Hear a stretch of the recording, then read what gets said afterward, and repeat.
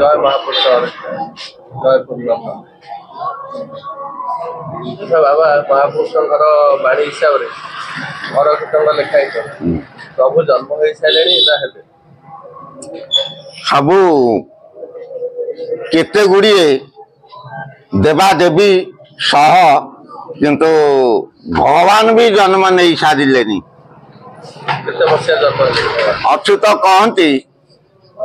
अच्युत कहती कहले विंश देव गोटे जीवन दिन इंदु बिंदु पर उदय गगन एमत लक्षण देखिबु जेबे रामदास प्रभु जन्म हेले जानबू तेबे कहले विंश विंश बोले 20 रेब बोले 27 27 6 मास 27 नक्षत्र अच्छा विंश रेब जीवन दिन इंदु बिंदु पर उदय गगन इंदु बोले चंद्र इंदु बोले चंद्र चंद्र उपरे तारका थिब खूब चंद्रर निकटवर्ती तारा थिब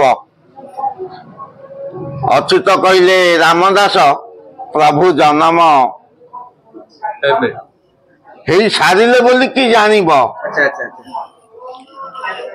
प्रभु जन्म नहीं जाजपुर अंचल जन्म नहीं विरजा मंडल जन्म नहीं बंधढिया बोल कि गोटा जगह अच्छी बंधढिया से गोटे पद्म पोखरी अच्छी तारी आखपाख अंचल प्रभु जन्म नहीं जन्म नहीं कि जाइकी महेंद्रगिरी तपस्या सारिकी से आसिक नयागढ़ डिस्ट्रिक्ट रे खेल खेलुंट बर्तमान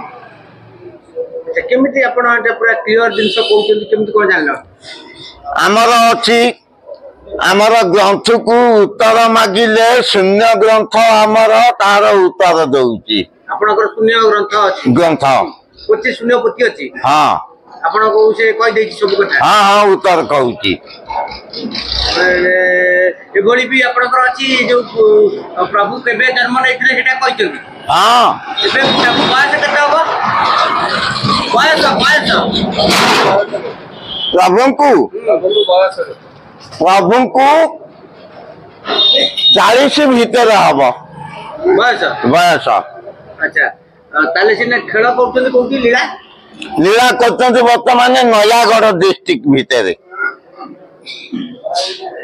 अच्छा तो जदि नयागढ़ रे कहते जो परशुराम अच्छी जो अच्छा क्षेत्र परशुराम क्षेत्र है रुचिक पर्वत जहाँ को कह जाए महेंद्रगिरी महेंद्रगिरी प्रभु तपस्या सारिकी आसिकी नयागढ़ अंचल गोटे आश्रम बांधी सेठू परशुराम ठारू कला नहीं कि आसी सारे किए कलकी नहीं आसिकी अबिका पर्टिकुलर जगह हम कही पारुनी किंतु नयागढ़ डिस्ट्रिक्ट रे प्रभु खेल खेलुंट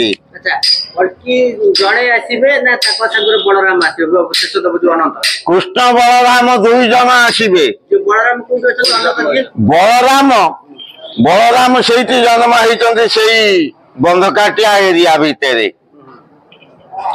संबल बोलिकी जहाँ कहचे संबल बोलिकी सेमती परमानेंट जगह नहीं ये स्थान अच्छी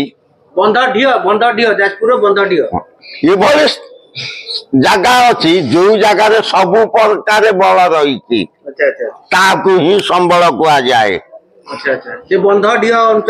अंचल से जन्म नहीं पद्म पोखरी अच्छी पिता नाम गदाधर माता नाम जशोवंती उदय जन्म नेले अनंत नामे बची पिता नाम गदाधर माता नाम है उमा ତାଙ୍କରି ଗର୍ଭରୁ ଜନ୍ମ ନେଇଛନ୍ତି ସ୍ୱୟଂ ଅନନ୍ତ ନାରାୟଣ। ଆଚ୍ଛା ଏକାଦଶ କ୍ଷୀର ପଇତା ପକଉଛନ୍ତି, ସମୟ ସମୟ କର୍ଣ୍ଣରେ କୁଣ୍ଡଳ ନାଉଛନ୍ତି। ଦିଲ୍ଲୀ ଦରବାରକୁ ମଧ୍ୟ ସେ ଅନେକ ଯାଇକି ଦିଲ୍ଲୀ ଦରବାରକୁ ଯାଉଛନ୍ତି। ବାବା ଆପଣ ତାଙ୍କୁ ଦର୍ଶନ କରିଛନ୍ତି?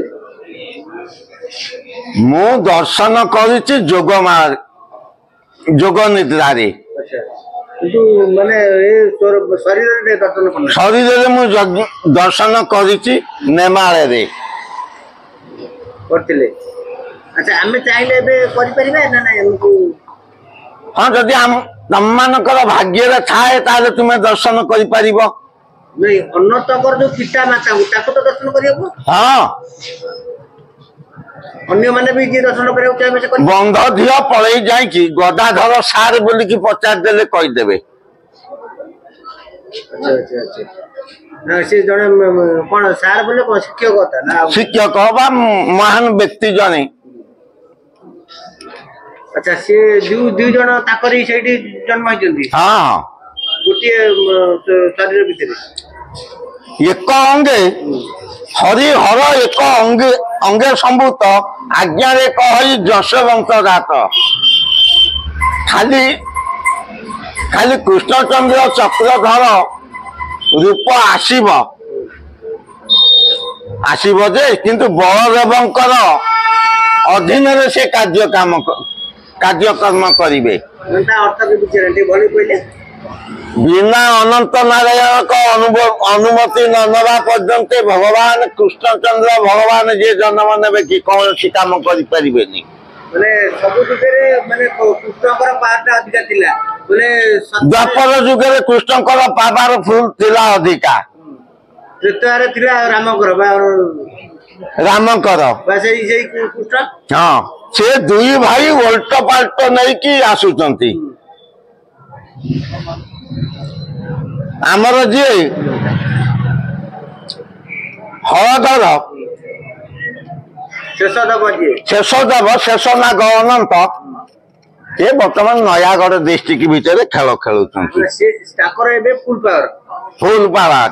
ଆଚ୍ଛା ସେ ନ କହିଲା ପର୍ଯ୍ୟନ୍ତ କୃଷ୍ଣ ଯିଏ ଅଛନ୍ତି ଭଗବାନ ସେ ବି କିଛି ତାଙ୍କ ନିର୍ଦ୍ଦେଶ ନ ପାଇଲେ କୃଷ୍ଣଚନ୍ଦ୍ର ଭଗବାନ କୌଣସି କାମ କରିପାରିବେନି। କଳ୍କି କିନ୍ତୁ ଅନନ୍ତ ଉପରେ ସବୁ ନିର୍ଭର କରୁଛି। ଆଚ୍ଛା ସେ କେବଳ ସେଇ ଦି ଭାଇ ନା ଅନ୍ୟ ଦେବାଦେବୀ ଯାଉଛନ୍ତି? ଯୋଉ 33 କୋଟି ଦେବାଦେବୀ ତାଙ୍କ ସାଙ୍ଗରେ ଖେଳ କରିବେ। ଭକ୍ତ 56 କୋଟି ଭକ୍ତରୁ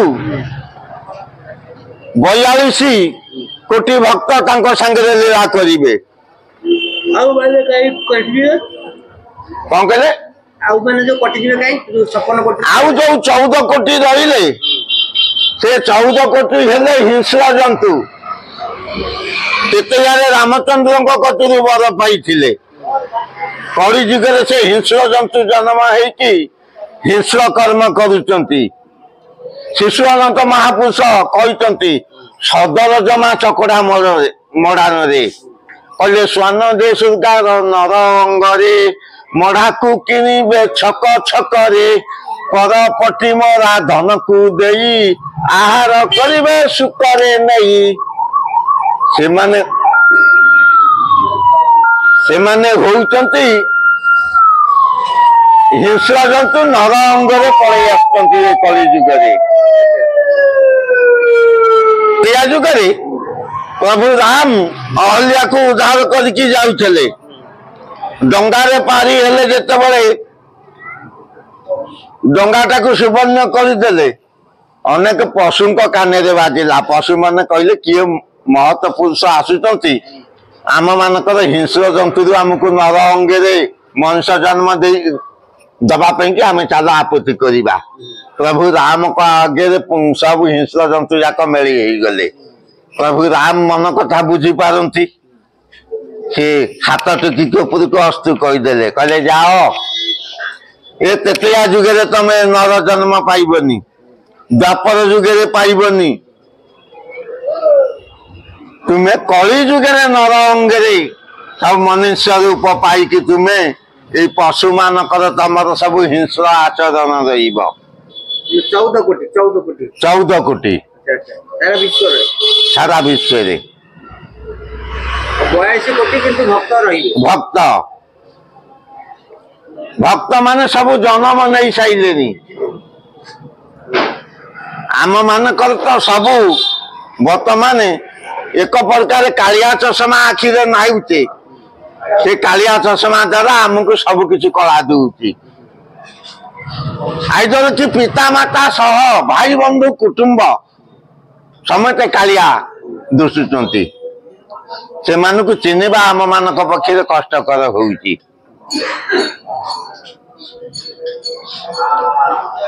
ଯୋଉ ଗ୍ରନ୍ଥକୁ ପ୍ରଶ୍ନ ପଚାରିଲେ ଉତ୍ତର ଦେଇପାରୁଛି। ମାଳିକା ବୋଲିକି ଗୋଟାଏ ଜିନିଷ ମାତ୍ର ସଠିକ ଉତ୍ତର 56 ଜଣ ଲୋକ ଦେବେ। ଅଚ୍ୟୁତ କହିଲେ 36 ସଂହିତା 72 ଗୀତା ଭବିଷ୍ୟ 318 ଖଣ୍ଡ ନ ଜାଣିବେ ମୂଢ ନ ଜାଣିବେ ଦୁର୍ଦଣ୍ଡ କିନ୍ତୁ ମୂଢ ଅଜ୍ଞାନ ଜାଣିବେନି। ଅଚ୍ୟୁତ କହିଲେ ହେ ରାମଦାସ ମୁଁ 36 ପ୍ରକାର ସଂହିତା ଲେଖିଲି 72 ପ୍ରକାର ଗୀତା ଲେଖିଲି ଭବିଷ୍ୟ 318 ଖଣ୍ଡ ଲେଖିଲି। ଏ 318 ଖଣ୍ଡ ଭିତରୁ କଳିଯୁଗର ଲୋକମାନେ ଲୋକ ନଜରକୁ କିଛି ଗୁଡିଏ ଯିବ ମୋର ଗ୍ରନ୍ଥ ପଢିବେ ଶୁଣିବେ କିନ୍ତୁ ତାଙ୍କର ହିତାହିତ ଜ୍ଞାନ ରହିବନି। ସେ ହେଲେ ଦୁର୍ଦଣ୍ଡ। ରାତିରେ ଗୀତା ପଢିବା ଦିନରେ ଆମେ ଜୀବବଧ କରିବା। এইভাবে আচরণ এই কলিযুগর।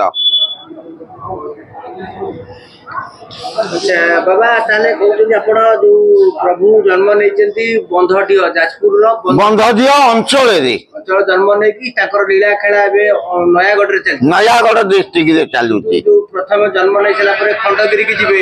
ଖଣ୍ଡଗିରି ପରେ ଆପଣଙ୍କର ଯୋଉ ଥିଲା ମହେନ୍ଦ୍ରଗିରି ସେଠି ପରଶୁରାମ କତରୁ ବିଦ୍ୟା ଶିକ୍ଷା ଥିଲା ଏ ସବୁ କାମ ସରିଯାଇଛି। ସେ ସବୁ କାମ ସରିଗଲାଣି। ଆଚ୍ଛା ସେ ସରିଲା ପରେ ଏବେ ମାନେ ତାଙ୍କର ଶେଷ ପର୍ଯ୍ୟାୟ ବୋଧହୁଏ ତାଙ୍କର ସେଇ ନୟାଗଡ଼ରେ ଚାଲିଛି। ତାପରେ ଆଉ କୁଆଡେ ଆସିବେ? ସେ ପଳେଇ ଆସିବେ ଆମ କଟକ ଡିଷ୍ଟ୍ରିକ୍ଟ। ଆସିବେ କେବେ ଆସିବେ? ଏଇ ଆମର ବୈଶାଖ ପୂର୍ଣ୍ଣିମା ଭିତରେ ଆସୁଛନ୍ତି କିମ୍ବା ବୈଶାଖ ପୂର୍ଣ୍ଣିମା ପରେ ପରେ ପଳେଇ ଆସିବେ।